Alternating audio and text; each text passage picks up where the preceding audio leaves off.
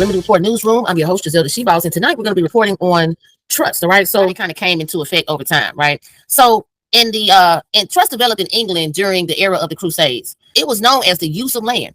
Landowners were recruited to fight in the Crusades. So while they were gone, a person was required to manage their estates and to pay and receive feudal dues. So friends would be selected and ownership of lands would be conveyed to the friends with the understanding that the land would be returned to the owner upon their return back from the Crusades, right? At the time, English law viewed the person with whom the land had been left as the only owner.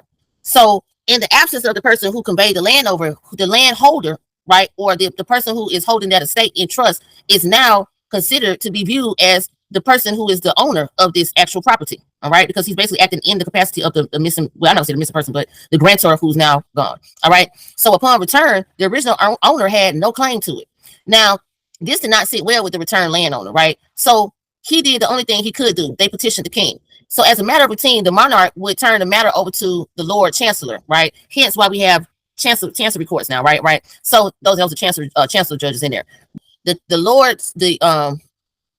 Lord Chancellor would decide the case. Eventually, the Chancellor's Court recognized that the returning landowner held true claim to the property, and that the legal owner, which was the trustee, right, held the land only for the benefit of the original owner and had to turn it back over to him upon his request. So over the centuries, this definition evolved into the modern concept of what a trust is. So today, property of any sort, like land, stocks, bonds, and other assets, can be held in trust for another person. So this is good information because, for one, we need to understand why there are different types of trust and the purpose of the trust, and some of the pros and cons about that too. Because if you are the only person holding the assets in the trust, and say something needs to be done for the trust, and you're not in a position to do anything for yourself, into some roadblocks, trying to scramble to be able to appoint somebody else to be able to act in your capacity or act on your behalf. So once again, that's why I was saying in a previous video that, even if you do decide to do a revocable living trust so that you can control those assets while you're alive, you may still consider having a successor trustee that can operate in your absence, or have a durable power of attorney or a medical directive power of attorney to make sure that if you are incompetent or you're unable to take care of yourself, speak for yourself,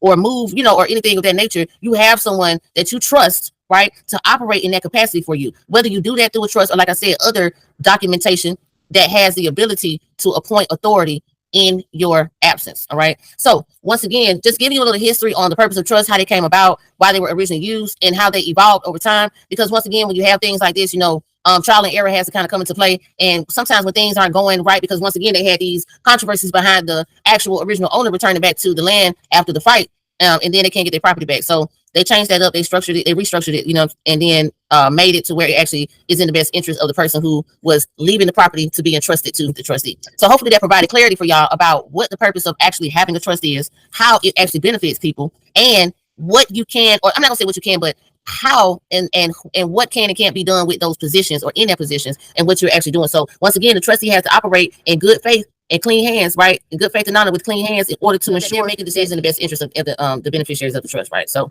boom, that's what I got for you today.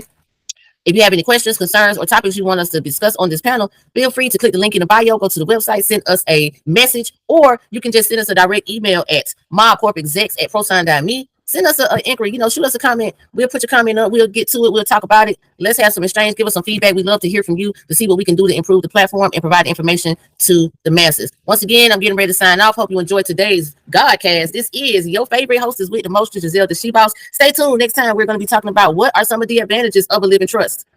Until we meet again next time, peace. I say y'all.